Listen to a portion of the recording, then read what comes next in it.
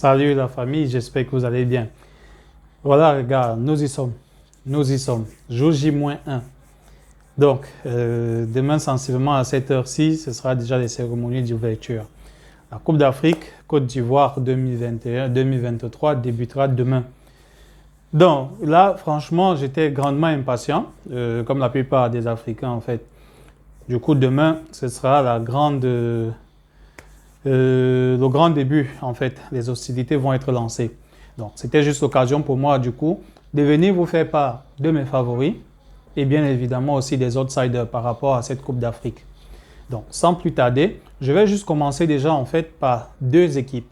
Deux équipes qui, pour moi, je ne les classe pas du tout, ni favoris, ni outsiders.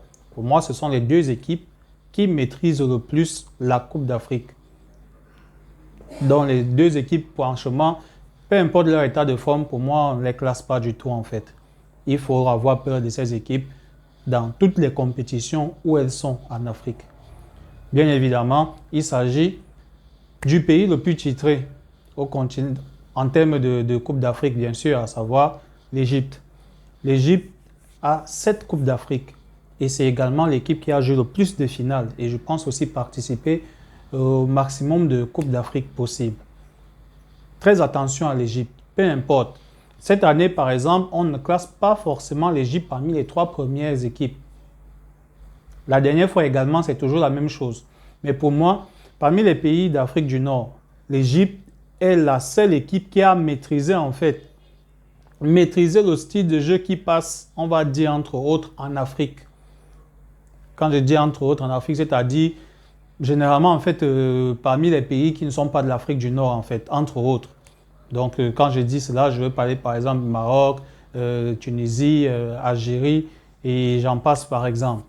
L'Égypte est cette équipe, l'Afrique du Nord, qui a un jeu, que ce soit technique mais aussi physique et ils savent défendre. Faites très très attention à l'Égypte. Peu importe leur état de forme, les gars, ils sont toujours dangereux.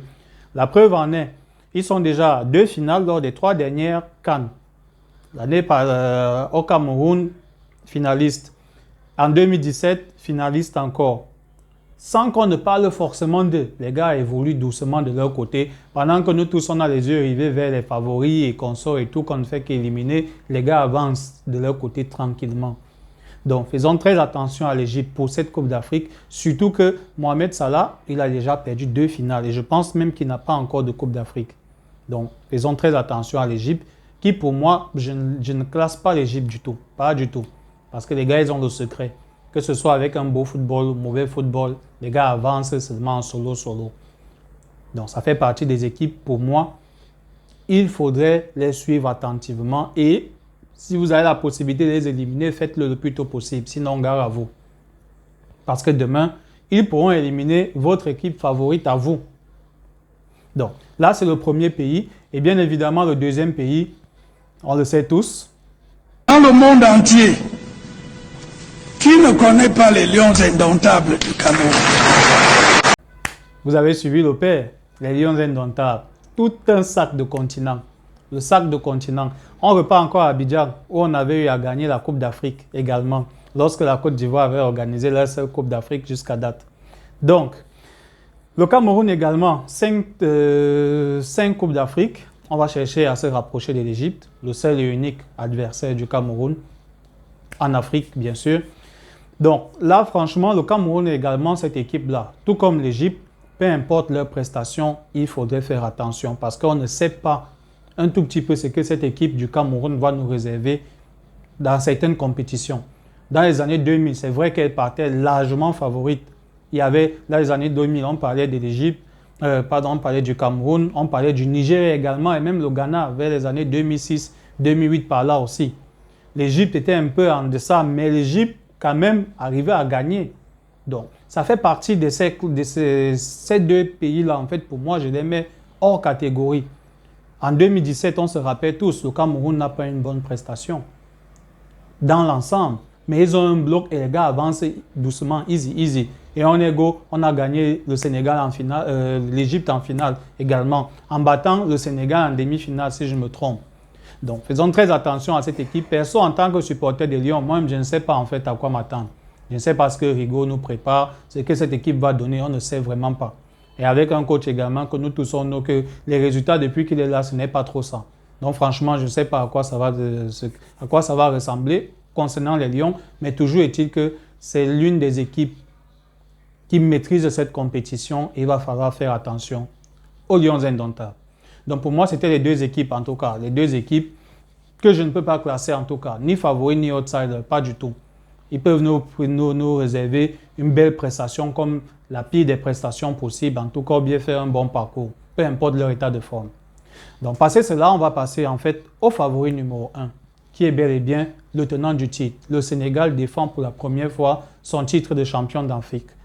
Donc comment est-ce qu'ils vont aborder cela, les coéquipiers de Sadio Mané? Est-ce qu'ils auront la pression, le poids également du champion d'Afrique et tout?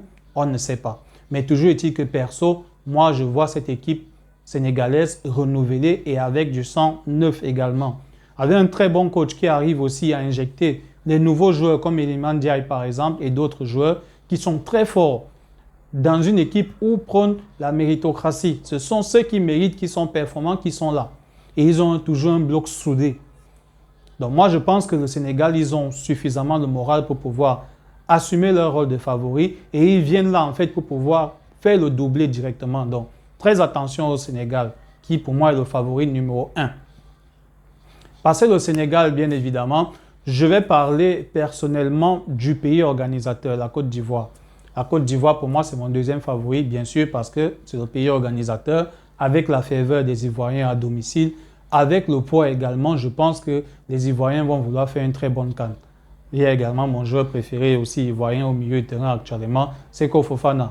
Franchement, Seko Fofana, s'il nous fait les matchs que le gars sortait à Lens, franchement, il va falloir compter sur lui. Ils ont un très bon milieu de terrain. Il y a Sangaré et il y a Kessie également. Donc, faisons très très attention à cette équipe ivoirienne. Je déplorais juste un tout petit peu leur défense, mais ça reste à voir. S'ils ont un bon collectif, avec l'appui du public, il va falloir compter sur la Côte d'Ivoire. S'ils n'avaient pas été pays organisateurs perso, je ne les verrais pas en fait parmi les 3 favoris, ni les 4 par exemple. Mais là, ils sont chez eux et on parle du présent. Pour moi, ils le sont. Le public peut changer quelque chose.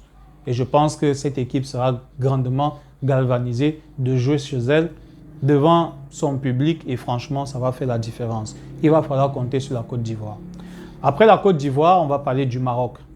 Le Maroc, j'ai les classes favoris. C'est vrai, ils ont de très bons joueurs, ils ont toujours des très bons joueurs. Mais cette fois-ci, généralement, la plupart des gens en fait les classent plus par rapport à leur récente épopée en Coupe du Monde. Premier pays à atteindre les demi-finales de la Coupe du Monde en jouant. Et ils nous ont émerveillé également en fait la façon dont ils sont arrivés personnellement. Donc là, je pense que les Marocains également pourront avoir une petite pression parce qu'il va falloir faire, si ce n'est la même chose, voire mieux en fait que ce qu'ils ont fait en Coupe du Monde. Par exemple, genre, vous avez atteint les demi-finales à la Coupe du Monde, on s'attend à ce qu'en Afrique, vous puissiez au moins faire la même chose, bien atteindre la finale, voire gagner. Donc, mais perso, moi je mets les Marocains en garde. La façon dont ils ont joué lorsqu'ils ont atteint les demi-finales de la Coupe du Monde, ce n'était pas la même façon. Hein. Ce n'est pas comme ça que le Maroc joue souvent, pas du tout. Là-bas, ils ont été réalistes en basant leur football en fait sur la vivacité, la technique de leurs joueurs et les contre-attaques en fait, des actions très rapides et directes avec un jeu aérien aussi au top à travers El Nesri qui franchement nous a rendu ouf en fait à travers ses sauts et consorts. Donc ce jeu-là par exemple, c'est la raison pour laquelle aussi le Maroc ils ont avancé parce que les gars ont été très attentifs et ils ont percuté à chaque fois. Et la preuve en est même que le Maroc s'est fait éliminer en demi-finale par la France. Pourquoi? La France, elle savait ça. Ce que les autres équipes n'ont pas su. L'Espagne et le Portugal, ils sont venus faire des possessions, tourner le ballon et tout, sans pour autant marquer, ça ne servait à rien. La France est venue en demi-finale. Et là, c'est le Maroc qui a joué. Les Français, ils ont joué défensif, contre-attaque, sanction directe. Après, c'est vrai, les Marocains, franchement, ils étaient tristes que bon, on a dominé et tout. Bah, c'est comme ça que vous avez aussi éliminé les autres. Sauf qu'en face, il y a un vrai sélectionneur qui savait à quoi s'attendre et il vous a pris à votre jeu. Maintenant, en Afrique, ce n'est pas ce football en fait que le Maroc joue souvent. Le Maroc, ils ont l'habitude de jouer possession de balles, technique et autres. Franchement, ça risque d'être compliqué.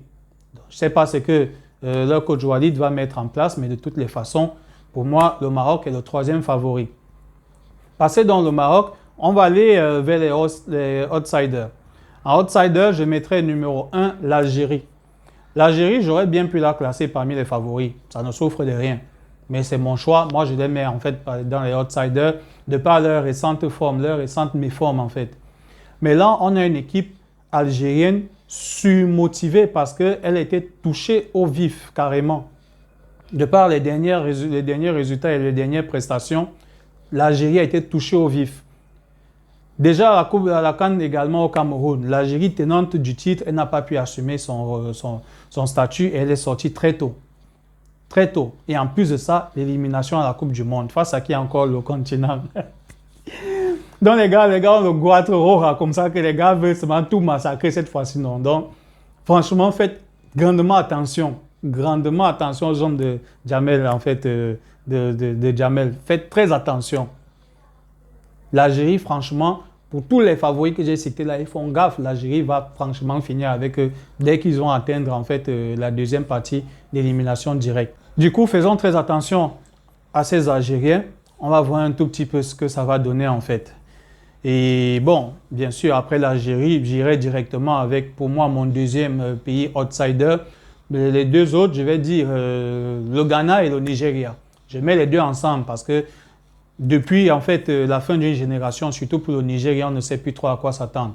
Bon, pour le Nigeria, il y a quand même le ballon d'or africain qui est là actuellement. On ne sait pas à quoi s'attendre, y compris le Ghana, avec la génération des frères Ayou qui est toujours présente jusqu'à présent.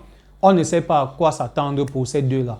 Donc ça peut être ces équipes-là qui vont nuire les leaders ou les pays favoris, les empêcher en fait de pouvoir aller très loin. Donc pour moi, je mets ces deux pays-là sur la même balance, Nigeria et Ghana, on ne sait pas. Lorsqu'on les classait parmi les favoris, ils ont souvent déçu, surtout ces dernières années. Donc Nigeria et Ghana, pour moi, ce sont les autres outsiders que je mettrais. Et en plus de cela, je vais rajouter le Burkina Faso. Le Burkina Faso atteint souvent les demi-finales régulièrement ces dernières CAN. Faisons très attention. Et ils ont une très bonne génération. On a un Tapsoba également, un Tapsoba en défenseur central également, qui fait une très bonne saison aussi, actuellement avec le Bayer Leverkusen. Donc, méfiance également au Burkina Faso. Et pour terminer, parmi les outsiders, je dirais sensiblement le Mali. Le Mali, eux aussi, ils ont une très bonne génération de joueurs qui ont, pour certains, ils ont joué les sélections en fait inférieures ensemble et ils ont évolué ensemble. Très attention, faisons très attention aux Maliens également, qui pourront aussi choisir un tout petit peu, on va dire, éliminer également ces favoris-là. Donc, franchement, faisons très attention à ces équipes. Surtout que plus le temps passe, plus il n'y a plus de faibles équipes en Afrique. La Gambie, il y a de cela quelques années, en fait, la dernière, quand ils sont arrivés en quart de finale. Donc, pour moi, hormis les outsiders, il y a maintenant des équipes qui vont pouvoir peut-être faire jouer en fait les troubles faits, comme la Gambie en question, le Congo. Le Congo, je pourrais les mettre dans les outsiders, c'est vrai, mais c'est un choix. Je ne vais pas tout mettre, sinon on va toujours citer toutes les équipes. Donc la Gambie, le Congo par exemple, il va falloir compter sur ces équipes-là. Donc là, c'était un tout petit peu ce que moi j'avais à dire avec le début de la CAN. Demain, on attendra le match d'ouverture, voir ce que les Ivoiriens vont nous réserver. Donne-moi également ton point de vue, tes équipes favorites, les outsiders, les favoris également. Et bien sûr, peut-être quoi, l'équipe surprise de la CAN. N'hésite pas à me laisser cela en commentaire. Je me ferai un plaisir de te lire. Et pourquoi pas aussi ce que tu penses également des deux premières équipes que j'ai citées, les équipes que je classe hors catégorie, à savoir l'Égypte et le Cameroun. De toutes les façons, on reste ensemble pour le début de la CAN en espérant vivre un mois exceptionnel.